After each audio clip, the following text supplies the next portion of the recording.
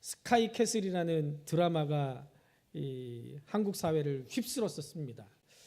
그 드라마를 제가 첫 회 할 때 잠깐 봤는데 저는 영 재미가 없더라고요. 뭔 얘기하는 건지도 모르겠고 그래가지고 안 봤는데 우리 드림이가 몰래 이렇게 스마트폰으로 이제 봤나 봐요. 그러면서 그걸 챙겨 보는데 뉴스에 계속 나오는 거예요. 그래서 그게 무슨 내용인가 봤더니 이제 자기 자녀들을 이 서울대학에 보내기 위해서 수단과 방법을 가리지 않는 상류층 사람들에 관한 이야기였다라고 얘기가 나오더라고요. 그러면서 심지어는 뭐 공영방송에서 실제로 스카이캐슬에 있는 입시 코디 같은 직업이 진짜 있는지 없는지 그거를 추적하는 방송까지 내보낼 정도로 사회의 한 현상이 될 만큼 굉장히 이슈가 되는 그런 드라마였습니다. 제가 그 드라마가 왜 이렇게 사회 현상이 됐는가 생각해 보니까 그런 마음이었던 것 같아요. 욕하면서도 나는 우리 자녀들한테 그렇게 해주지 못한 것에 대한 미안함, 또 나도 저 정도 위치가 되면 내 자녀들한테 저것보다 더한 거라도 내가 해줄 거야 하는 그런 마음들이 뒤섞여 가지고 그 드라마가 사람들한테 받아들여주고 또 그런 상류층, 우리나라 상류층이 어떻게 사는가 뭐 그런 것에 대한 궁금증도 있고 그래가지고 그 드라마가 굉장히 사회 현상이 된 것 같습니다. 저도 그렇게 돈이 많고 내가 좀 잘 사는 사람이라면 우리 애들 어떻게 했을까 생각해 보면 저도 뭐 그렇게 크게 다르지 않을 것 같아요. 결혼하기 전에는 이게 무슨 소리죠? 재난 문자입니다. 다 재난 문자에 미세먼지 빨리 끄세요. 네. 결혼하기 전이 아니라 결혼해서 우리 애들을 낳기 전에는 집사람하고 철석같이 약속을 했어요. 우리 애들 낳으면 나중에 절대로 우리 애들은 학원 같은 거 보내지 말자. 우리 애들 공부 잘하든 못하든 건강하기만 잘하다오 하자 했는데 우리 다음이가 초등학교 들어가가지고 처음 받아쓰기 시험을 봐서 100점 받아온 날 왜 이렇게 마음이 뿌듯한지요. 그런데 삐끗해가지고 받아쓰기 시험에서 한 개 틀려온 날 왜 이렇게 마음이 속상하고 야, 네 친구들은 공부 뭐 한대? 네 친구들은 학원 어디 다닌대? 우리 집사람한테 기껏해야 받아쓰기인데 우리 애 그냥 이대로 놔둬도 되는 거야? 하고 이렇게 호들갑을 떨게 되더라고요. 어쩔 수 없는 것 같아요. 그만큼 우리 한국 사회에서 부모들에게 있어서 자녀들 좋은 대학 보내는 것은 어쩌면 부모들의 사명이 된 그 정도의 모습인 것 같습니다. 그래서 인터넷에 보니까 좀 오래된 이야기인데 우리나라의 대학을 4종류로 구분해 놓은 말이 있더라고요. 서울대는 어디라고요? 서울에 있는 대학을 서울대라고 한대요. 그 정도로 서울에 있는 대학 들어가기가 힘들다는 거예요. 그럼 서울약대는요? 서울에서 약간 떨어진 대학을 서울약대래요. 그래서 그래 서울약대라도 들어가라 한다는 거예요. 서울약대는 아마 경기도권, 뭐 수원까지 이 정도까지가 서울약대라고 할 겁니다. 그럼 서울법대는요? 서울에서 제법 떨어진 대학, 그래서 서울법대랍니다. 서울상대는요? 그렇죠. 서울에서 상당히 멀리 떨어진 대학이래요. 이렇게 대학을 4종류로 나눈다는 거예요. 그 정도로 대학 가는 거에 부모들이 목숨을 건대요. 그런데 여러분들 이걸 반대로 생각해 보세요. 반대로가 아니죠. 이걸 다르게 한번 생각해 보세요. 우리의 믿음도 천국에서 가장 가까운 사람, 천국에서 약간 먼 사람, 천국에서 상당히 먼 사람, 천국에서 제법 먼 사람 이렇게 나눌 수 있다면 여러분들 어떻게 하시겠습니까? 여러분들 신앙을 유지한다는 것 이것은 정말 다양한 의미를 가지고 있습니다. 여러분들은 어떻게 신앙을 유지하고 있습니까? 흔히들 우리가 저 사람 믿음이 정말 좋아라는 말을 합니다. 여기서 말하는 믿음은 누차 말씀을 드리지만 구원받는 믿음이 아니라 구원받은 우리가 살아가는 모습을 나타내는 그런 말입니다. 그래서 대부분 믿음이 좋다라는 말은 우리 주님과 교회를 위한 열정적인 모습을 나타내면 그 사람 정말 믿음이 좋아라고 그렇게 평가를 합니다. 물론 믿음을 꼭 교회와 연관시켜야 되느냐라고 라고 질문하는 분도 있습니다. 교회 생활은 열심히 하지 않지만 믿음 좋은 사람도 있지 않습니까? 라고 그렇게 말하는 분도 있을 수 있겠지만, 사실 여러분들 믿음은 교회를 떠나서는 달리 표현할 수 있는 영역이 별로 없습니다. 왜냐하면 우리의 삶으로 평가하는 것은 인간이 평가할 수 있는 게 아니고 오직 우리 주님만이 평가할 수 있기 때문에 그렇습니다. 그래서 내가 스스로 나는 그래도 그리스도인답게 살아, 나는 지금 잘하고 있어 라고 생각하는 것은 상당한 착각일 수 있습니다. 우리의 믿음은 객관적으로 다른 사람들에게 평가받을 수 있어야 됩니다. 그래서 저 사람은 정말 믿음 좋아, 저 사람 같으면 나도 예수 믿겠어, 이렇게 평가받는 거, 이게 정말 믿음 좋은 사람이고, 일단 그렇게 평가받으려면 주님을 위해서 또 교회를 위해서 얼마나 열정적으로 헌신하고 봉사하고 충성하느냐, 그 모습을 보고서 그렇게 우리가 객관적으로 평가받을 수 있을 겁니다. 우리가 주일 예배에 참여하는 것만으로는 내 신앙을 유지하는 거 너무너무 힘듭니다. 왜냐하면 우리가 주일 예배 와서 예배 드리는 시간, 주일날만 드리면 그 예배 드리는 시간 기껏해야 몇 시간 되지 않아요. 그런데 세상에서 우리를 유혹하는 것들 얼마나 많이 있습니까? 주일날 딸랑 한 시간 나와서 예배 드리고 일주일 내내 예수님과 상관없는 세상에서 믿음을 지키면서 살아간다는 거, 그거 불가능한 일입니다. 주중에 한 번도 교회에 오지 않으면서 나 신앙을 유지해 한다는 것은 거짓말이고 불가능한 일이에요. 자신의 신앙을 유지하기 위해서 우리가 예배 생활에도 힘써야 되지만 기도 생활도 우리가 좀 더 깊이 해야 됩니다. 기도 생활은 제일 먼저 우리가 하나님을 인정하고 내 죄를 고백하는 과정입니다. 그리고 이 과정에서 나 자신의 믿음의 모습, 신앙의 모습을 돌아보게 되는 거예요. 이렇게 기도가 밑받침이 되고 예배 생활이 되게 되면 자연스럽게 헌금 생활도 되고 봉사 생활도 되게 되는 거예요. 자신을 돌아보지 않는 신앙은 사람들과 하나님 앞에 인정받을 수가 없습니다. 그럼 여러분들, 왜 우리가 신앙생활을 유지해야 됩니까? 성도는 구원에 합당한 삶을 살아야 됩니다. 구원에 합당하다라는 말이 무슨 말이에요? 구원에 합당하다는 말은 다른 말이 아니라 예수 그리스도의 영광을 드러내는 삶을 사는 거, 이것이 구원에 합당한 삶인 줄로 믿습니다. 그런데 우리가 신앙인이지만 여전히 제일 먼저 생각하는 게 뭐예요?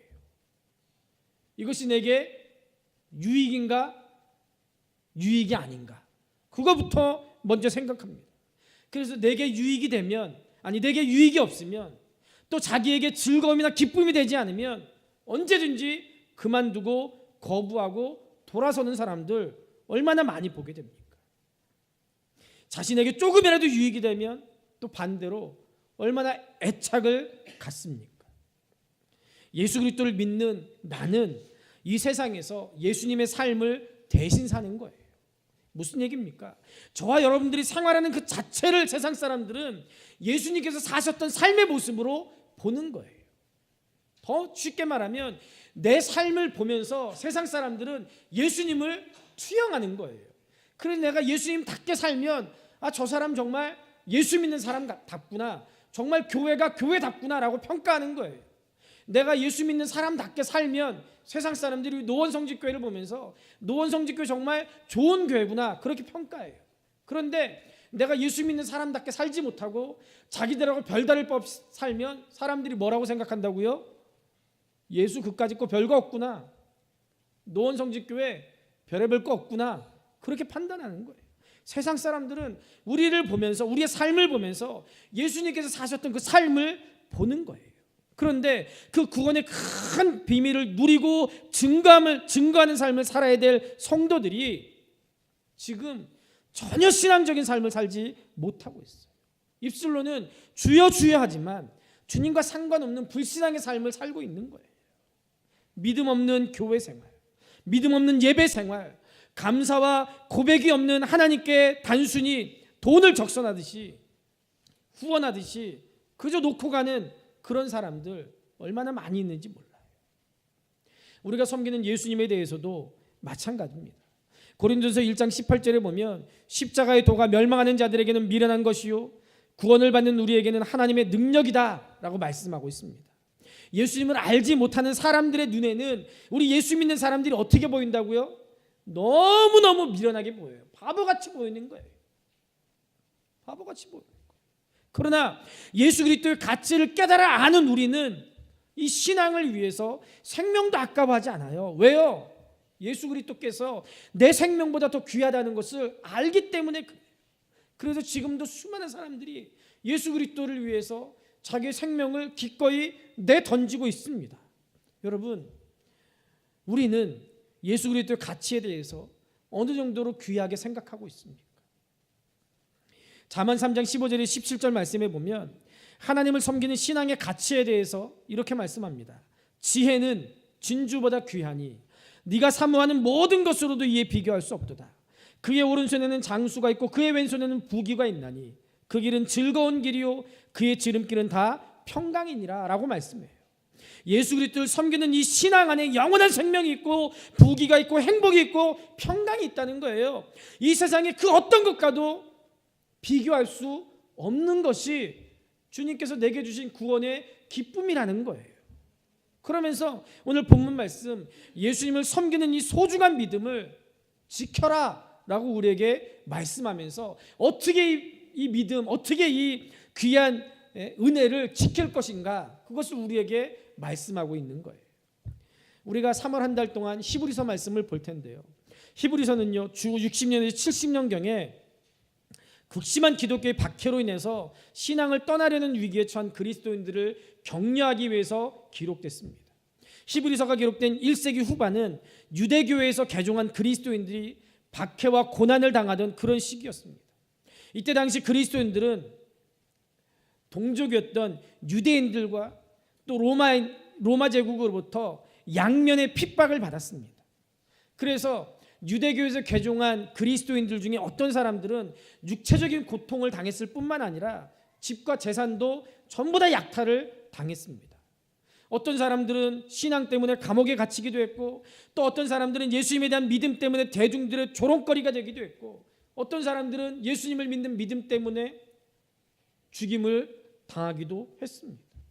이런 핍박에도 불구하고 많은 유대인 신자들이 믿음으로 인한 이 역경을 기쁘게 감당했다라고 히브리서 10장 34절에서 말씀하고 있어요. 그러나 다 그런 것이 아니었어요. 어떤 사람들은 예수 그리스도에 대한 첫 믿음을 버리고 박해를 받지 않는 유대교로 다시 돌아가려는 배교의 영향을 띠거나, 또 어떤 사람들은 적당히 세상과 타협하기도 했습니다. 우리가 일제시대 때 많은 사람들이 처음에는 3.1 만세운동 때 나가서 태극기도 흔들고 독립운동도 했지만, 일제시대가 길어지면서 우리나라가 독립할 거라는 그 믿음이 없어지니까 친일로 돌아선 사람들 있었던 것처럼, 한국 교회가 신사참배를 결의하고 신사참배는 우상숭배가 아니고 국가의식이라는 거짓말을 해서 성도들이 죄짓게 만들었던 것처럼, 이때 당시에도 세상과 적당히 타협하는 그런 모습들이 나타났다는 거예요. 그럼 왜 이런 일이 있었느냐? 히브리서 3장 12절에 보면 교회 안에서 믿음이 없는 거예요. 그럼 왜 믿음이 없느냐? 5장 12절에 보면 교육의 부재로 인해서 무지한 거예요. 교회 사람의 말씀 제대로 가르치지 않으니까 어떤 것이 정말 하나님을 제대로 믿는 것인지 잘 모르는 거예요. 그렇게 되니까 10장 25절에 보면 예배에 무성의하게 되는 거예요. 예배 대충 드려요. 또 그렇게 되니까 히브리서 12장 12절에 보니까 기도하지 않아요. 예배 드리지 않아요. 하나님의 말씀 제대로 가르치지 않아요. 그러니까 믿음이 없어요. 그러니까 당연히 13장 9절에 보니까 건져내지 못한 교리들, 이단들이 자꾸 나와가지고 성도들을 막 그냥 흐트러 버리는 거예요. 이렇게 전반에 걸쳐서 신앙이 침체되는 현상이 이때 당시 나타났던 거예요. 그래서 이런 상황 가운데서 예수 믿는 사람들 격려해서 예수 그리스도에 대한 소망을 굳게 잡고 인내하는 성숙된 그리스도인의 모습을 갖추게 하기 위해서 히브리서가 기록된 거예요. 그래서 히브리서를 보면은 예수 그리스도를 통해서 구약 성경을 자세하게 설명합니다. 그리고 유대교의 주장을 반박하고 예수 그리스도의 소중함과 우월성을 입증하면서 예수 그리스도를 섬기는 그 믿음을 잘 지켜나가도록 권면하는 것, 그것이 바로 히브리서의 내용입니다. 그러면 오늘 본문 말씀에서는 우리에게 무엇을 얘기하고 있습니까? 첫째로 더욱 유념하라 라고 말씀합니다. 1절에 보면 그러므로 우리는 들은 것에 더욱 유념함으로 라고 말씀하고 있어요. 여기서 들은 것이 뭐냐? 1장의 내용인데요, 예수 그리스도에 대해서 들은 복음을 가르치는 거예요. 우리는 예수 그리스도에 대해서 말씀하고 있는 하나님의 말씀을 유념해서 들어야 될 줄로 믿습니다. 하나님께서는 사도 요한을 통해서 이 예언의 말씀을 읽는 자와 듣는 자와 그 가운데 기록한 것을 지키는 자는 복이 있나니 때가 가까움이라라고 계시록 1장 3절에서 말씀하고 있습니다. 지금 여러분들 댁에 가시면 성경이 몇 권이나 있습니까? 아마 웬만한 예수 믿는 가정에는요, 가족 숫자보다 성경이 더 많을 거예요. 성경이 더 많을 거예요. 성경만 있습니까? 요즘 스마트폰만 있으면 성경을 언제 어디서든 읽을 수도 있고 어떻게 할 수도 있어요? 들을 수도 있죠. 옛날엔 일부러 성경을 낭독한 카세트 테이프를 비싼 돈 주고 샀잖아요. 그런데 요즘은 스마트폰만 있으면 언제 어디선지 1배속으로 2배속으로 3배속으로 4배속으로 막 자기 마음대로 막 들을 수 있어요. 그래서 빨리 들을 수도 있고 얼마나 좋은 세상에 살고 있는지도 몰라요. 그런데 옛날에는요, 지금처럼 집집마다 성경책이 있지 않았습니다. 각자 성경을 읽는다는 거 너무너무 어려웠어요. 왜냐하면 성경이 자기가 쓰는 말로 번역되지도 않았거니와 라틴어로 번역된 성경 엄청나게 비쌌어요. 집 한 채 값은 나갔대요. 그러니까 일반 서민이 그 성경을 갖는다는 것은 불가능한 일이었고요. 또 교회에서 일반 사람들이 성경을 읽게 하지도 않았습니다. 그저 회당이나 교회에서 읽어주는 말씀을 조용히 듣는 거, 그게 전부였어요. 사도 바울이 로마서 10장 17절에서 이렇게 말씀합니다. 그러므로 믿음은 들음에서 나며 들음은 그리스도의 말씀으로 말미암았느니라. 어쩌면 이 말씀이 성경을 지금처럼 누구나 가질 수 있는 그 시대에 쓰여졌다면 그러므로 믿음은 읽음에서 나며 이렇게 써졌을지도 모르겠어요. 그 정도로 성경을 아무나 가질 수 없었던 거예요. 그러니까 하나님의 말씀이 읽혀질 때 모든 사람들이 그 말씀에 집중해서 유념해서 말씀을 들었습니다. 느헤미야서에 보면은 수문학 광장에서 에스라가 율법책을 필 때 모든 사람들이 자리에서 일어나서 그 말씀을 경청해서 들었어요. 그리고 그 말씀이 깨달아질 때 설명해 준 것도 아니고 그저 말씀이 선포되고 읽어질 때 말씀을 통해 은혜 받으니까 그 수문학 광장에 모인 모든 사람들이 눈물을 흘리면서 가슴을 찢으면서 하나님 앞에 회개하는 역사가 일어나요. 그리고 그 은혜에 감사해서 잔치를 벌입니다. 이게 하나님의 말씀을 대하는 우리의 태도가 돼야 돼요. 그런데 말씀을 가르치거나 전할 때 유념에 듣지 않다가 죽은 사람들 있습니다. 하나님께서 소돔성을 불과 유황으로 심판하려고 할 때 하나님께서 아브라함을 생각하셔서 아브라함의 조카 롯의 가족을 구원하기로 작정하셨어요. 이 엄청난 소식을 들은 롯이 부지런히 나가서 딸과 정혼한 사위들에게 말합니다. 여호와께서 이 성을 멸하실 터이니 너희는 일어나서 이곳을 떠나가라. 그런데 사위들이 이 말을 어떻게 들었다고요? 농담으로 들었대요. 에이, 자기네는 뭔 소리해? 어떻게 됐어요? 다 죽었어요. 영국 전역에 인쇄된 성경이 널리 퍼진 것은 1537년의 일이었습니다. 1535년에 종교개혁자 윌리엄 틴데일이 2년 동안의 복역 끝에 화형을 당했는데 이 일을 계기로 1537년부터 영국에 영어로 된 성경이 보급됐어요. 틴데일 성경이에요. 이 틴데일은 왜 감옥에 갇혀서 화형을 당했냐? 죄목이 다른 게 아니라 영어로 성경을 번역했다는 죄목으로 감옥에 갇히고 화형을 당했어요. 기가 막힌 일이죠.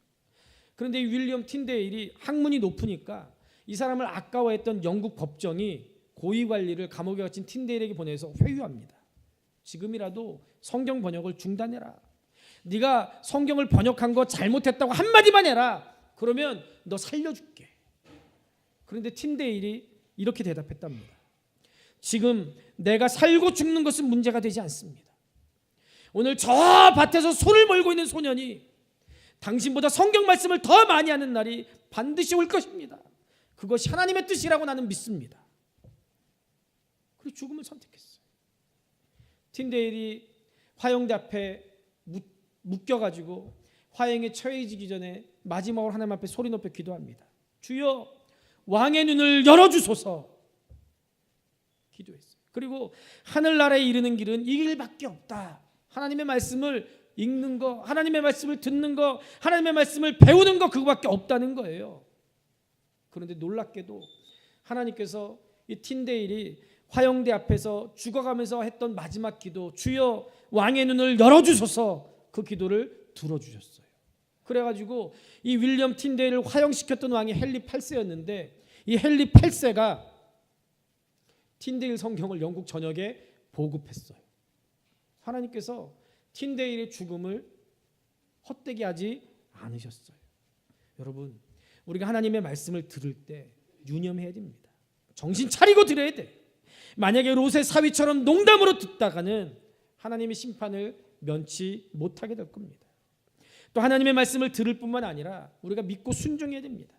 히브리서 4장 1절과 2절에 보면 그러므로 우리는 두려워할지니 그의 안식에 들어갈 약속에 남아있을지라도 너희 중에는 혹 이르지 못할 자가 있을까 함이라. 그들과 같이 우리도 복음 전함을 받은 자이나 들은 바 그 말씀이 그들에게 유익하지 못한 것은 듣는 자가 믿음과 결부시키지 아니함이라. 아무리 복음을 전해도 듣는 사람들이 어떻게 했다고요? 그 말씀 받아들이지 않는다는 거예요. 말씀 제대로 안 듣는다는 거예요. 한 귀로 듣고 한 귀로 흘려버린다는 거예요. 아무리 정신 차리고 들어도 그 말씀을 사람의 말이 아니라 하나님의 말씀이라고 믿고 순종하지 않으면 아무 소용이 없다는 거예요. 노아가 방주를 지으라는 하나님의 말씀을 듣고 순종해서 방주를 지었습니다. 홍수라는 말이 낯설게 느껴지는 그때 방주를 짓는 노아를 보고 사람들이 얼마나 비웃었겠습니까? 아브라함은 본토 친척 아비집을 떠나라라고 말씀하신 하나님의 말씀을 듣고 순종해서 떠났습니다. 어디로 가는지도 모르고 떠나라는 하나님의 말씀을 듣고 무작정 떠나는 아브라함들, 사람들이 이해할 수 있었겠습니까? 저거 미쳤어. 그러지 않았겠습니까? 그런데 사람들이 이해하거나 말거나, 사람들이 비웃거나 말거나 하나님의 말씀을 듣고 순종하는 사람들 복 받았어요. 요셉은 애굽 땅에 7년 풍년 후에 7년 흉년이 있을 거라는 말씀을 듣고 흉년을 대비합니다. 모처럼 풍년이 들었으니까 맛있는 것도 먹고 좀 쉬엄쉬엄하고 누리고 싶었겠지만 요셉의 백성들을 설득해서 식량을 저축합니다. 요셉의 순종하는 믿음은 애굽의 온 백성들을 살릴 뿐만 아니라 자신의 가족들까지도 구원할 수 있었습니다. 우리가 하나님의 말씀을 유념해 들을 뿐 아니라 그 말씀을 하나님이 오늘 내게 주시는 말씀으로 믿고 즉각 순종해야 됩니다. 광고처럼 묻지도 말고 따지지도 말고 하나님 말씀하시면 즉각 순종해야 돼요. 귀한 곳이 있는 곳에는 언제나 그것을 해하고 뺏고자 하는 악한 세력이 있습니다. 건강이 얼마나 소중합니까? 그런데 내 건강을 뺏으려고 원치 않는 질병이 건강을 위협합니다. 농부가 좋은 씨를 심어놓고 풍년을 기다려요. 그런데 잡초와 병충해가 잘 자라는 농작물들을 방해합니다. 보물이 있는 곳에는 언제나 도둑의 위험이 있습니다. 예수 그리스도의 복음이 바로 이렇습니다. 우리들이 이 귀한 보배를 잘 지키지 않으면 사탄이 와서 도둑질해 갑니다. 그래서 더욱 유념함으로라고 말씀했어요. 유념하다라는 단어는요, 헬라어로 페리소테로스라는 말인데요, 이 말은 더욱 주의를 기울이다, 더 관심을 가지다, 더 주의를 집중하다라는 그런 뜻이에요. 지금보다 더 관심을 갖고 지금보다 더 주의를 기울이라는 거예요. 3절에서 구원을 등한히 한다는 것은요, 무슨 얘기냐? 1절에 모든 들은 것, 하나님의 말씀에 주의를 집중시키지 않는 것, 그것이 구원을 등한히 여긴다는 거예요. 그럼 구원받을 수 있어요? 구원받지 못해요. 하나님의 말씀에 관심 갖지 않는다는 거예요. 예수 그리스도를 믿는 믿음으로 구원받는 사실에 대해서 마음과 뜻과 정성을 다해서 주의를 기울이고 말씀을 지키라는 거예요. 하나님은 요한계시록 3장 11절에서 네가 가진 것을 굳게 잡아 아무도 내 면류관을 빼앗지 못하게 하라라고 말씀합니다. 하나님의 말씀, 구원하는 이 진리의 말씀을 더 사랑해서 마음을 다해서 읽고 듣고 훈련하고 순종해서 우리의 믿음이 날마다 성장하고 성숙되기를 우리 주님의 이름으로 축복합니다. 두 번째로 본문 1절에 보면 우리가 흘러 떠내려가지 않도록 함이 마땅하니라 라고 말씀합니다. 이 말씀의 의미는 이래요. 폭풍이 몰아치는 항구의 정박한 배가 선원들의 부주의로 인해서 묶어둔 끈이 풀어져 가지고 바다로 흘러가서 표류하는 거예요. 그래서 1절을 다시 번역한다면 이렇게 번역할 수 있을 겁니다. 그러므로 우리들은 가르침을 받은 것들에 우리 닻을 내려서 인생이라고 하는 배가 항구로부터 멀리 표류해 파선하는 일이 없도록 해라 라는 말이에요. 하나님이 넘치는 사랑과 복을 받아 누리던 사람이 어느 날 갑자기 세상 유혹의 거센 풍랑을 만나서 표류하다가 파선해버리는 사람들 얼마나 많습니까? 구약 성경에 나타나 있는 소돔과 고모라 성의 멸망, 노아 때의 대홍수 심판, 모두가 세상 양락의 물결을 표류하다가 하나님의 무서운 심판을 받은 그런 증거예요. 예수님은 이 일을 거울 삼아서 마태복음 24장 38절에 39절에서 이렇게 말합니다. 홍수 전에 노아가 방주에 들어가던 날까지 사람들이 먹고 마시고 장가들고 시집가고 있으면서 홍수가 나서 그들을 다 멸하기까지 깨닫지 못하였으니 인자의 임함도 이와 같으니라. 이스라엘의 초대 왕이었던 사울이 왜 하나님께 불순종했어요? 전쟁에 나갈 때 하나님께서 전부 다 죽여라 라고 했는데 양떼, 소떼, 눈이 멀어서 그거 가지고 왔어요. 사무엘 선지자가 지적하니까 거짓말했죠. 이거 하나님 앞에 예물로 드리려고 가져왔습니다. 그런데 실제 속마음은 뭐예요? 이거 아까워라. 이 멀쩡한 걸 왜 죽여? 그런 마음이었어요. 물질 때문에 결국 하나님께 불순종해서 버림받았어요. 예수님의 제자였던 가룟 유다 역시 물질의 유혹에 거센 풍파에 떠내려가서 처참한 말로를 맞게 됐습니다. 예수님 당시 이스라엘의 종교 지도자들 명예의 유혹이라는 거센 풍파에 밀려서 하나님의 무서운 심판을 받았어요. 그런데 지금 한국 교회를 보세요. 물질의 유혹, 명예의 유혹, 그 풍파에 휩쓸리고 있잖아요. 그뿐입니까? 사탄의 미혹을 받아서 순진한 하나님의 양무리들을 유혹하는 이리 같은 이단, 우리 주변에 얼마나 많습니까? 그래서 베드로전서 5장 8절에서 9절에 보면 근신하라 깨어라 너희 대적 마귀가 우는 사자같이 두루다니며 삼킬 자를 찾나니 너희는 믿음을 굳게 하여 그를 대적하라 라고 말씀하고 있습니다. 유아실 지온이 쳐다보지 마세요. 말씀 들어야지. 유념하라고 했는데 믿음을 굳게 하고 대적하라는 거예요. 그리스 신화에 보면 이런 얘기가 있어요. 해변에 위치한 성에 사람들을 유혹하는 사이렌이라고 하는 여신들이 있었습니다. 이 사이렌이 아름다운 노래를 불러서 그 근방을 지나가는 선원들과 승객들을 그 섬으로 유혹해가지고 돈 뺏고 마지막에는 생명까지도 해쳤어요. 그래서 사이렌이 있는 그 섬을 지나갈 때 살아남은 사람이 아무도 없었다는 거예요. 그런데 어느 날 배 한 척이 그 섬 근처를 지나가게 됐는데 마침 그 배에는 당시 유명한 음악가였던 율피어스라는 사람이 타고 있었는데요.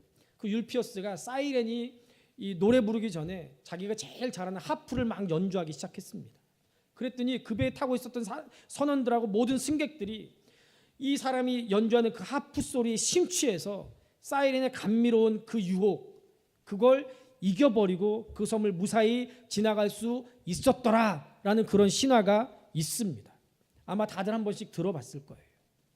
그런데 여러분들, 우리들에게도 이 고해 같은 삶의 바다를 지나갈 때 유혹의 사이렌 소리 많이 들리는데 이곳저곳에서 우리의 마음을 이끄는 악한 세력들이 많이 있는데 그래서 이 사이렌에 유혹돼서 파멸을 당하는 비극이 적지 않은데 이 사이렌을 이길 수 있는 비파 소리가 우리에게도 있습니다.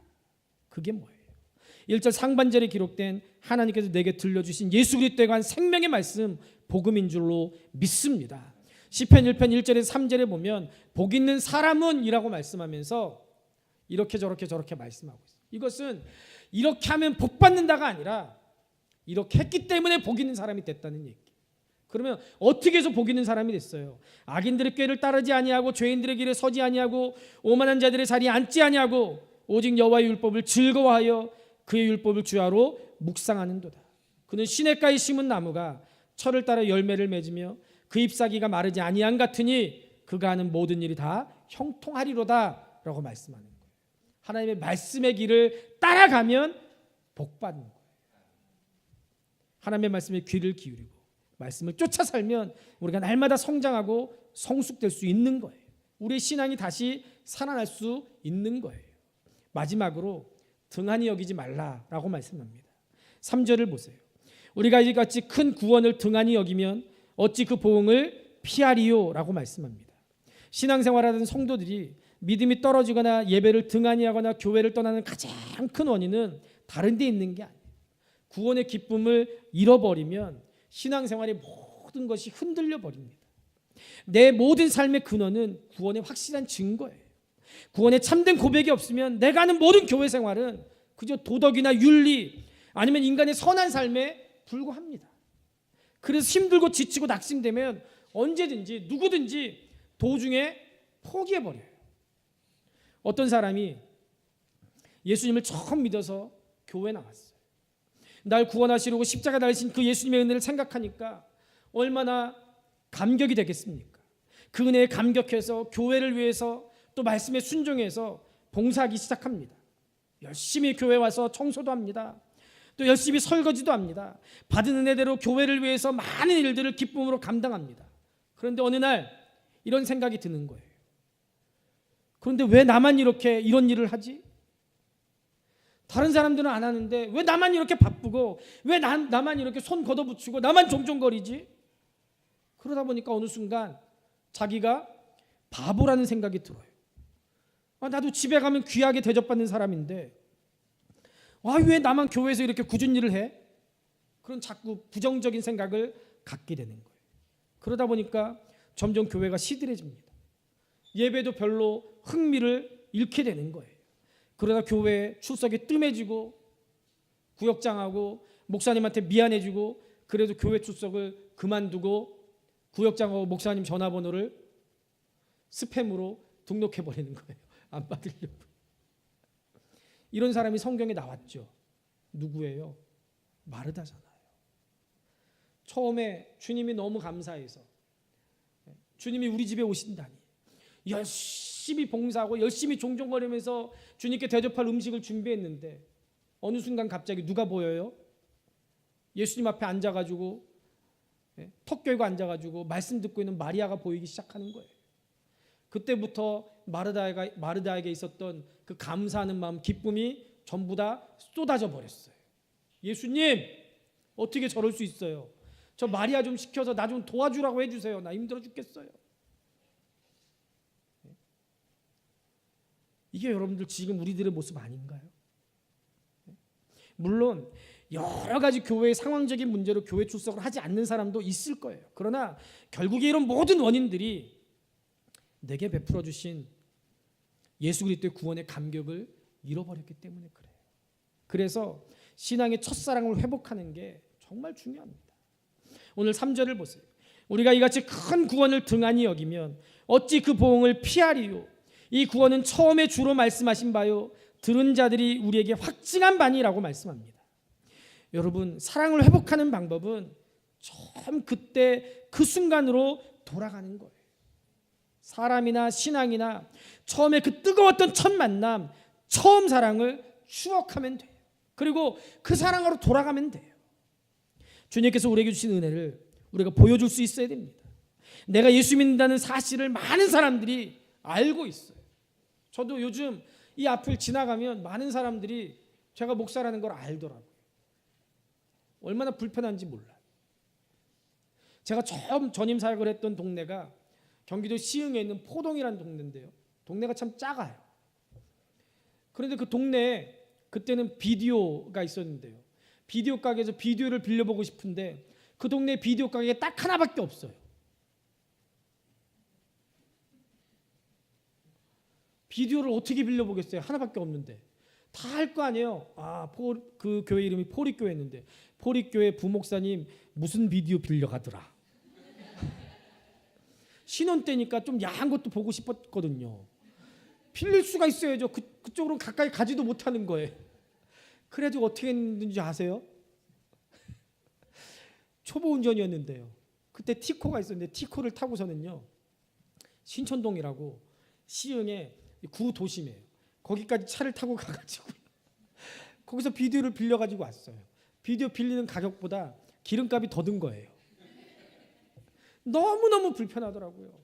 그런데 지금 생각해 보면요, 그 불편함이 저를 목사로 만드는 거예요.